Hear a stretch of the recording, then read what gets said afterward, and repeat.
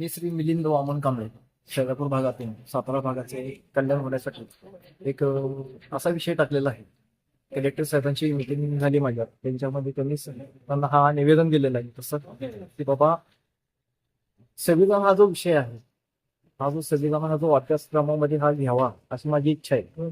महाराष्ट्रामध्ये 5वी ते 10वी या वर्गामध्ये व प्रौढ लोकांना किंवा महिला लोकांना किंवा पुरुष लोकांना, माझ्या आया बहिणींना सर्वांना त्याचं शिक्षण मिळावं यासाठी संविधान हा विषय अभ्यासक्रमामध्ये घेण्यात यावा ही माझी इच्छा मी प्रकट केलेली आहे आणि निवेदन तसं मी सरकारला दिलेलं आहे. त्या महिन्यामध्ये त्यांनी मला त्याचा अहवाल द्यायचा आहे आणि ते मान्य करावं ही माझी इच्छा आहे. जर त्यांनी मला ते महिन्याच्या मान्य नाही केलं तर मात्र मी जिल्हाधिकारी कार्यालय सातारा येथे किंवा मंत्रालयाच्या पुढे आझाद मैदानावरती उपोषणाला बसणार आहे. ते पण आमरण उपोषण होणार आहे.